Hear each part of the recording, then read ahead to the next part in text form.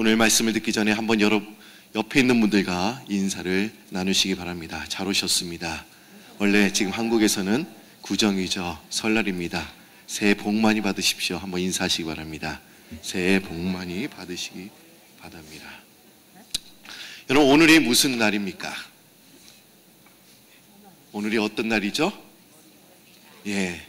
제가 어저께 설교를 들으신 분들은 아마 오늘이 무슨 날인지 잘 아실 거예요.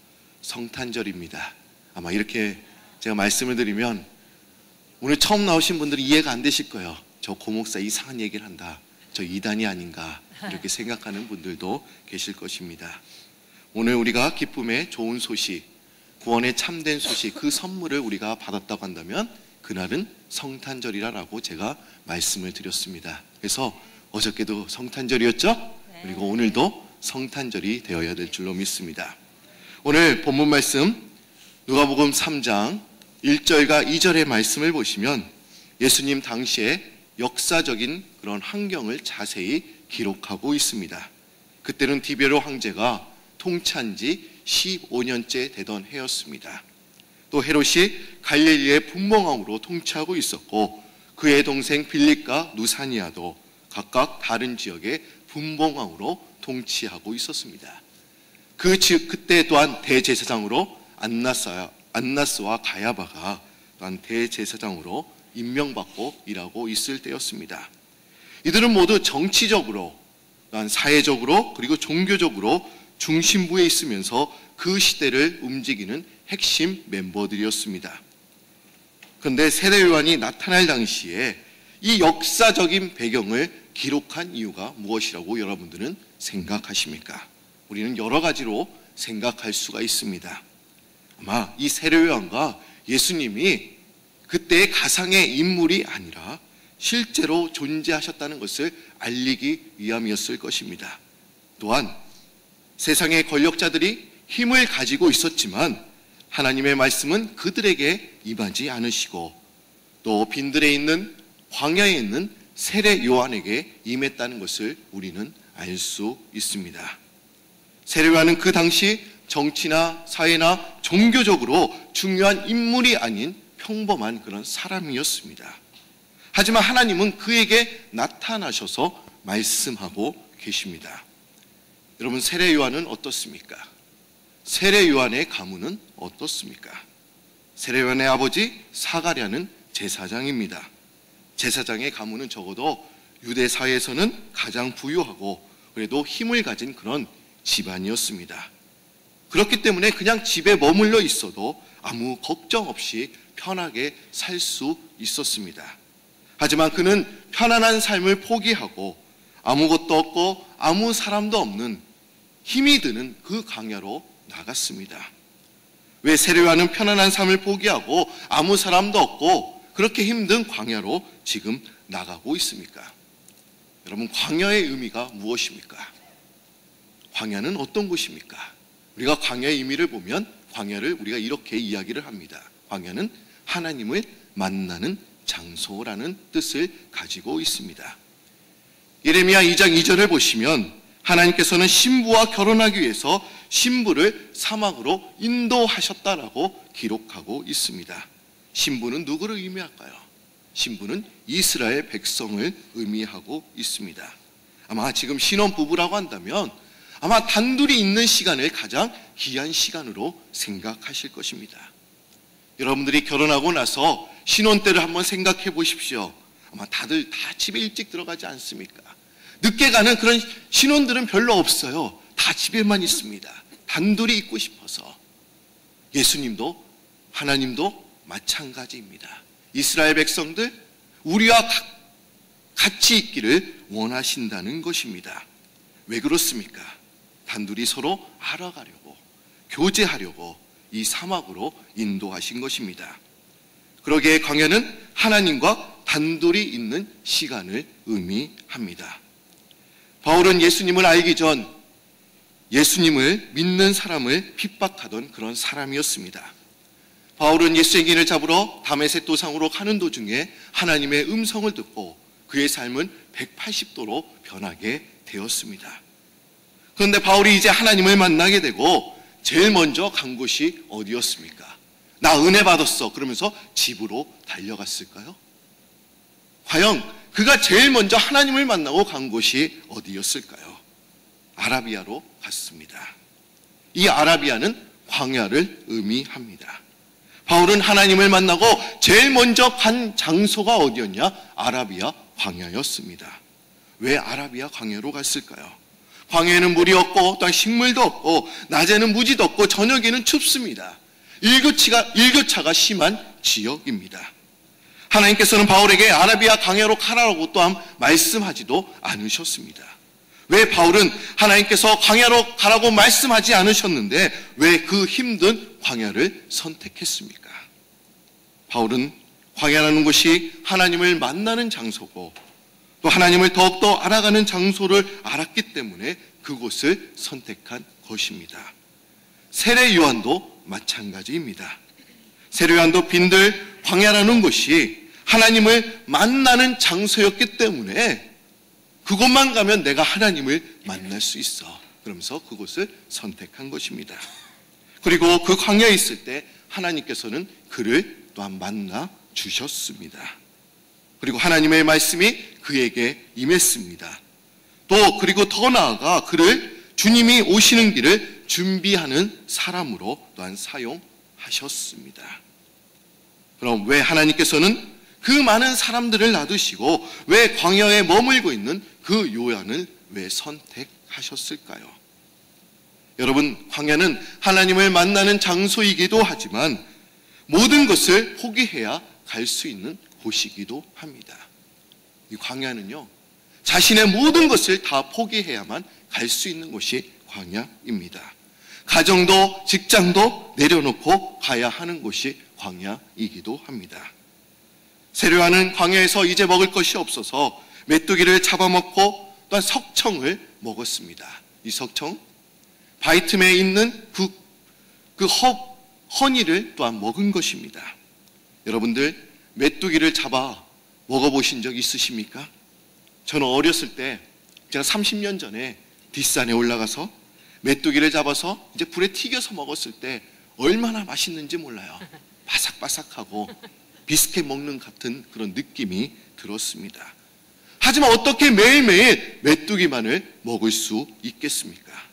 또한 그는 입을 것이 마땅하지 않아서 가죽 옷을 입고 또한 가죽 허리띠를 띠고 또한 살기도 했습니다.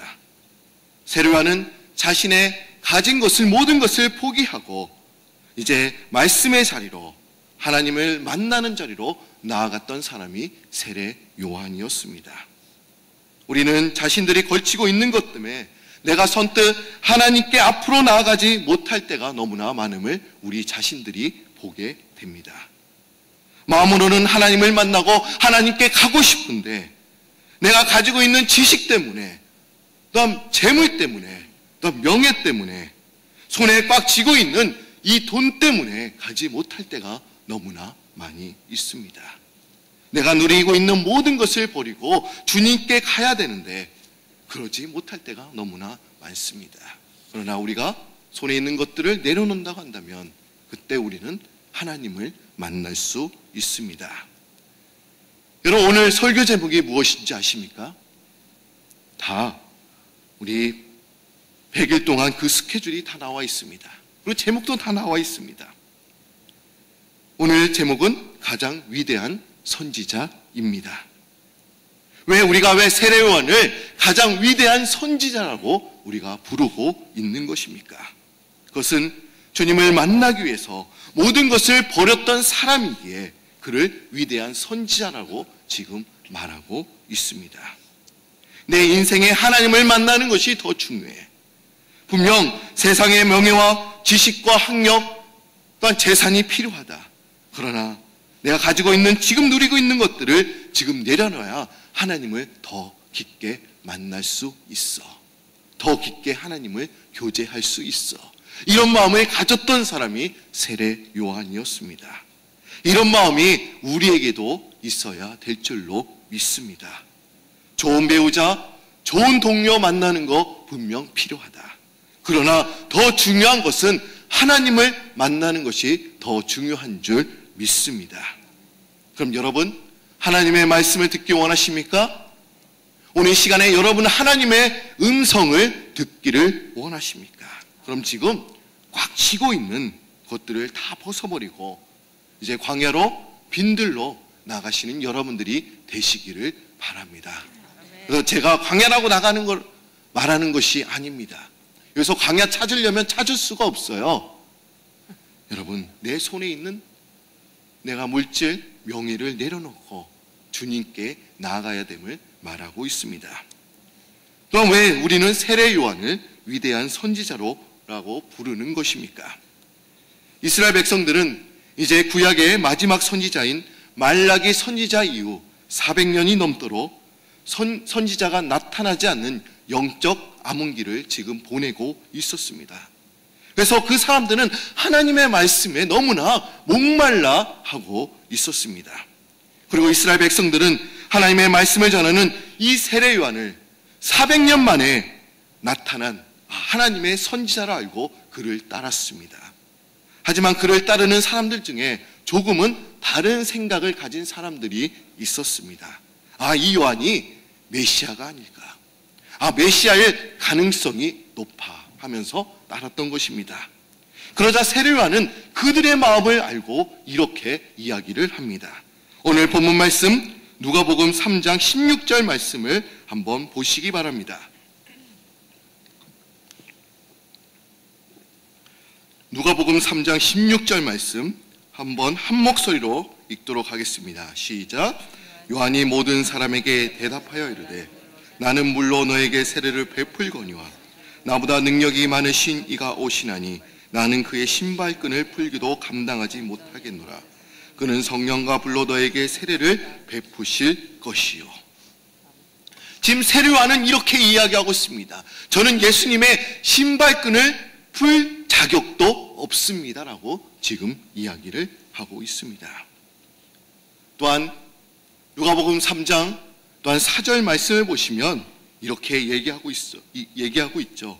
선지자 이사야 책에 쓴 바 광야에서 외치는 자의 소리가 있어 이르되 너희는 주의 길을 준비하라. 그의 오실 길을 곧게 하라. 이사야 40장에서도 이 세례 요한에 대해서 이렇게 이야기를 하고 있습니다. 광야에서 외치는 자의 소리요. 왜 세례 요한은 이렇게 표현하고 있습니까? 그의 별명이 무엇입니까? 광야에서 외치는 자의 소리. 여러분, 소리는 어떻습니까? 소리는 외치는 즉시 사라지고 남지 않습니다. 한번 나타났다가 사라지는 것이 소리입니다. 소리는 영원히 남아있지 않습니다. 기록되지 않습니다. 세례 요한의 삶도 소리처럼 영원히 남지 않는 삶이었습니다. 왜 우리가 그를 그렇게 표현했을까요? 또한 요한복음 3장 30절을 보시면 세례 요한에 대해서 또한 이렇게 이야기를 하고 있어요. 세례 요한은 이렇게 이야기를 합니다. 그는 흥하여야 하겠고 나는 쇠하여야 하리라. 예수님은 흥해야 하겠고 나는 쇠하여야 합니다라고 지금 자신에 대해서 이렇게 이야기하고 있습니다. 자신은 광야에 외치는 소리처럼 영원히 남는 것이 아니라 사라져야 한다라고 지금 이야기를 하고 있습니다. 너무나 많은 사람들이 자주 내가 흥하고 내가 일어나고 내가 잘되기만을 바라면서 신앙생활을 합니다. 신앙생활하고 교회 생활을 하면서 예수님은 어떻게 되시는지 전혀 관심 없이 오직 나만 잘되기만을 바라며 사는 분들이 너무나 많이 있습니다. 오늘 본문의 세례 요한처럼 주님이 흥하시고 나는 쇠하기를 바라는 것이 아니라 반대로 주님이 쇠해지고 약해지더라도 내가 흥해야 되고 내가 잘되기만을 바라면서 사는 것이 오늘 우리들의 모습이기도 합니다. 그리고 내가 흥하기 위해서 예수님이 가려지고 약해지고 망하게 만들기까지 하는 것까지 우리는 보기도 합니다. 지금 우리 교회들을 한번 보십시오. 미국 교회뿐만 아니라 한국 교회를 한번 보십시오. 자신이 흥하기 위해서 교회가 망가져도 별로 신경을 쓰지 않습니다. 그리고 자신이 잘되고 높아지기 위해서 또한 주님을 이용하는 사람들이 너무나 많이 있습니다. 저는 저희 아버님이 목사님이셨기 때문에 저희 아버님과 설교에 대해서, 목회에 대해서 많은 이야기를 나눕니다. 근데 제가 목사가 되기 전 저희 아버님의 그 설교를 들으면서 저는 아버님에게 항상 이런 이야기를 했습니다. 아버지 설교는 너무나 딱딱해요. 예화도 없고 성경 말씀만 전하기 때문에 저 같은 젊은이들은 아버지 설교에는 잘 맞지 않는 것 같아요. 아버지 설교 좀 더 준비하셔야 될 것 같아요. 제가 이런 이야기를 자주 했습니다. 그래서 아버님은 설교를 이제 하시면 저에게 항상 이런 질문을 하세요. 야, 오늘 설교는 어땠냐? 제가 그래도 설교 좋았어요 라고 대답하면 좋겠지만 그렇게 대답한 적이 별로 없었습니다. 어려워요. 주제가 무겁습니다. 예화도 없고 오늘도 성경 말씀만 전하셨네요. 저희 아버님이 이제 10년 전에 은퇴를 하셨습니다. 아직도 설교에 대해서 저는 아버님과 많은 대화를 나눕니다. 근데 아버님께서 저희 설교를 들으신 적이 있으셨어요. 근데 저는 아버님께서 칭찬을 많이 해주실 줄 알으셨는데, 야, 아직도 부족한 것이 많구나. 너는 이것을 고쳐야 돼. 이렇게 말씀하시는 거였습니다. 이제는 아버님께서 저에게 복수하시는 거구나. 이런 생각이 들었습니다. 저희 아버님은 40년 이상 평생 목회를 하셨습니다. 근데 저는 그 아버님의 마지막 설교를 제가 잊을 수가 없습니다. 그 전에 40년 동안 했던 설교, 기억 남는 설교가 별로 없어요. 근데 그 마지막 고백 설교만 제가 기억을 합니다. 그 주제가 무엇이었을까요? 그는 흥하여야겠고 나는 새하여야 하리라. 그 말씀이었습니다. 예수님은 흥해야 하고 새로 오신 목사님은 잘 되어야 하고 자신은 감춰져야 한다. 이런 설교였습니다. 제가 그 설교를 아직도 잊을 수가 없습니다. 여러분, 하나님께서 기뻐하시는 믿음이란 예수 안에서 나는 죽고 주님이 사시는 것을 의미합니다. 주님이 사시기 위해서 우리는 죽어야 합니다. 나는 망해도 좋습니다. 죽어도 좋습니다. 그러나 주님만이 영광을 받으셔야 합니다. 여러분, 나 자신을 드러내려 하지 않고 나를 통해 주님을 드러내는 것으로 할 일을 다했다고 생각하고 만족할 수 있어야 합니다. 우리의 삶의 주인공은 우리가 아닙니다. 나 자신이 아닙니다.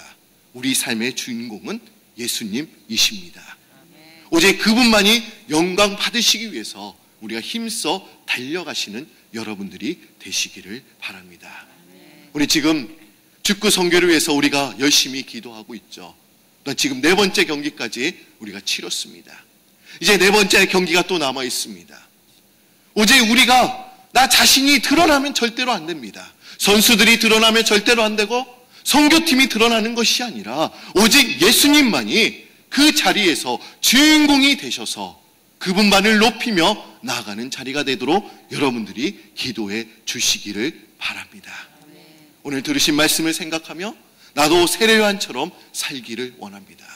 우리가 강야로 갈 수는 없습니다. 그러나 우리가 하나님을 찾는 그런 몸부림이 우리 안에 있을 때 하나님께서는 우리에게 임하셔서 우리에게 기도를 들으시고 우리에게 귀한 말씀을 해주실 줄 믿습니다.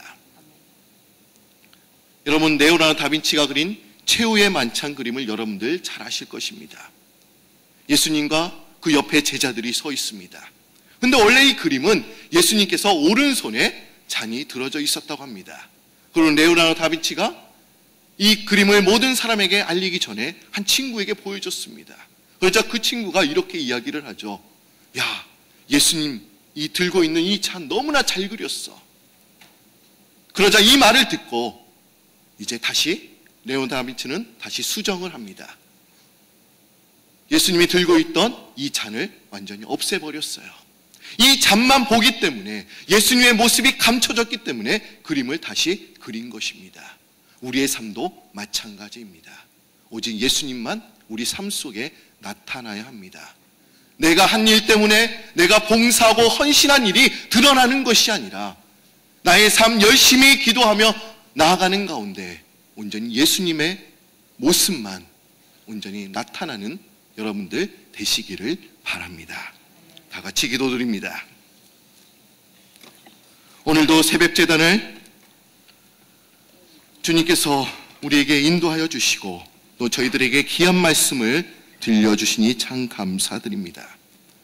오늘 우리의 삶도 세례요한처럼 빈들로 나가 광야로 나가 하나님을 만나는 저희들 되도록 역사하여 주옵소서. 우리의 삶 가운데 하나님을 인격적으로 또 체험적으로 우리가 만나는 것이 필요합니다. 우리는 머리로서는 주님을 알지만 우리의 마음속으로는 우리가 주님을 알지 못합니다. 하나님, 이 시간에 우리가 진정으로 주님을 찾는 몸부림이 있도록 주님 인도하여 주시고, 우리가 진정으로 하나님의 말씀을 들을 때 또 몸부림이 있을 때 주님께서 우리에게 음성을 들려주시는 줄 믿습니다.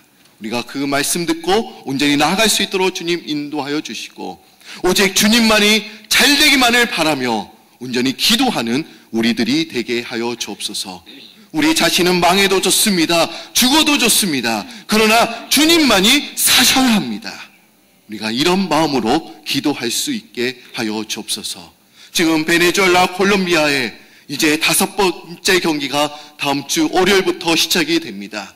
온전히 그 경기를 통하여 하나님만 영광 받아주시고 많은 아이들이 나와 주의 말씀을 듣고 기뻐하는 자리가 될 수 있도록 주님 인도하여 주시고, 지금 죽어가는 그 베네수엘라 땅에 우리가 복음의 씨앗을 뿌릴 때 우리의 이름은 다 감춰주게 하여 주시고 하나님의 이름만 영광스럽게 드러나는 아버지 귀한 일이 되도록 주여 도와주옵소서.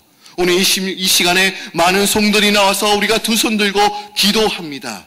온전히 모세가 아말렉과 싸웠을 때 두 손 들고 기도할 때 그 옆에 아론과 훌이 있었던 것처럼 우리가 아론과 훌이 되어 우리가 두 손 들고 기도하는 중보자가 될 수 있도록 주님 인도하여 주시고, 우리의 기도가 땅에 떨어지지 않고 다 하늘에 상답되는 아버지 귀한 그런 기도들이 되게 하여 주옵소서. 우리의 가정을 지켜주시고 사업장을 지켜주시고 우리의 자녀들을 지켜주셔서 온전히 우리가 마음껏 주님의 일에 사용될 수 있도록 주여 도와주옵소서.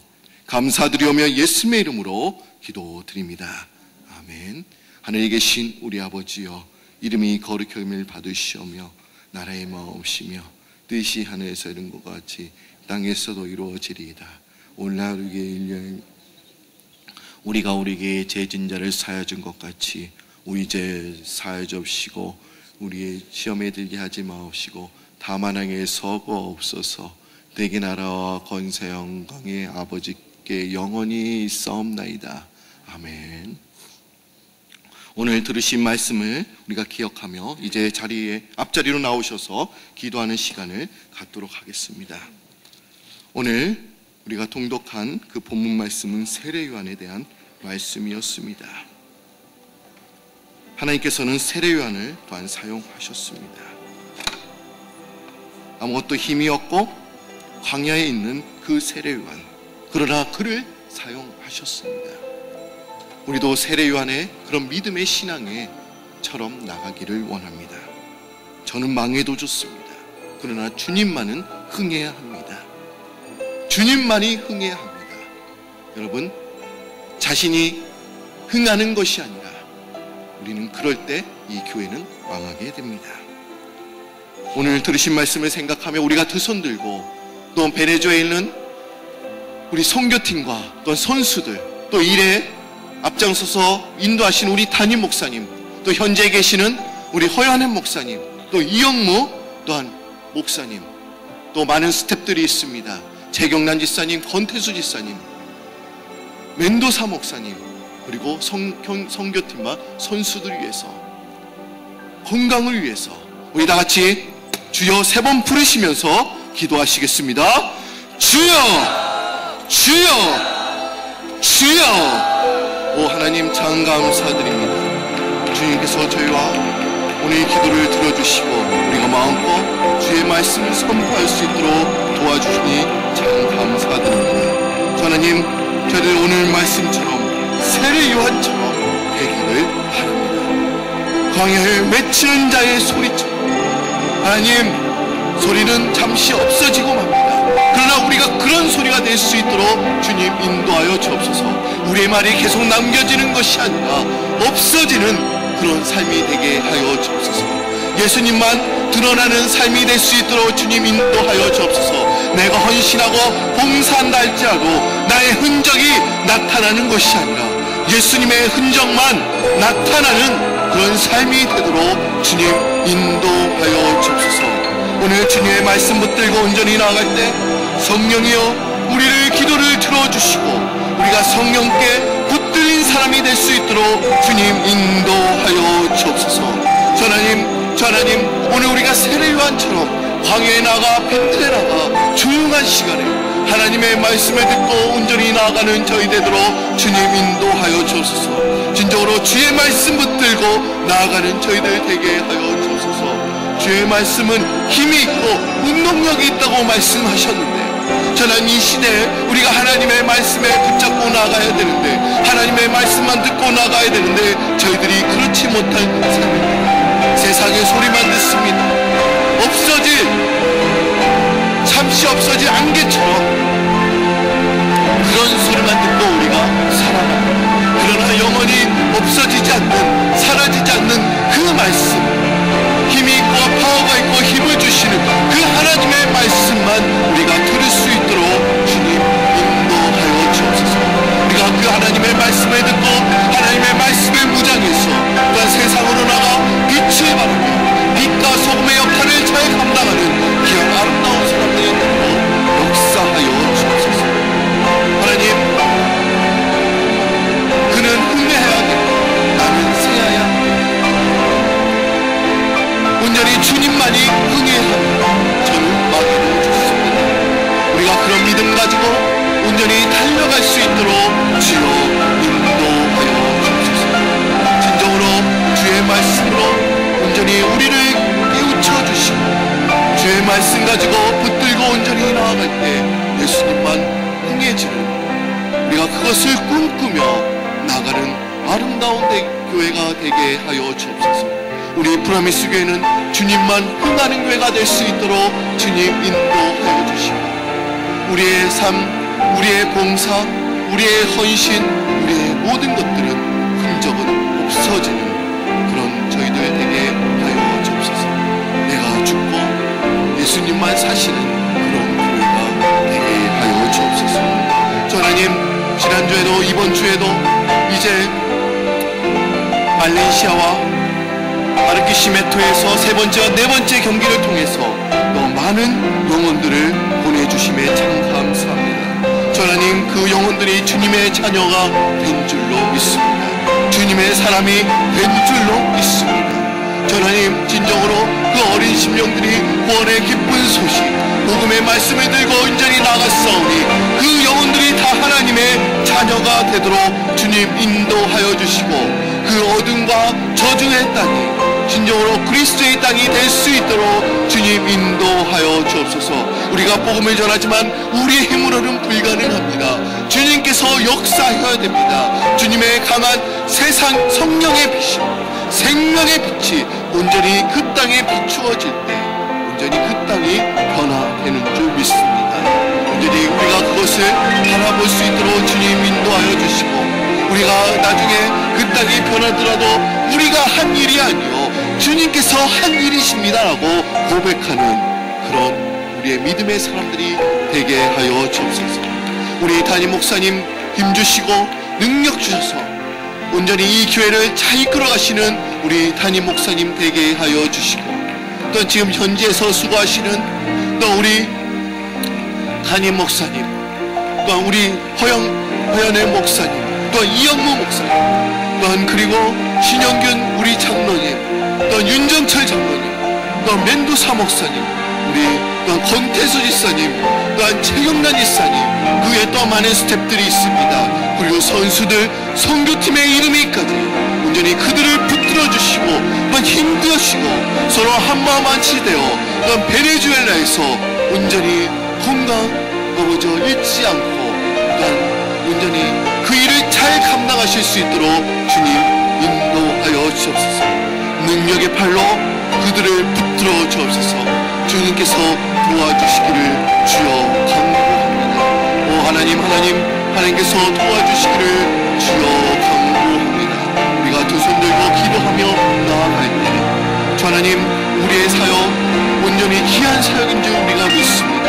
하나님, 저희들에게 꼭 버틴 사역 18억 5천 명을 이루에서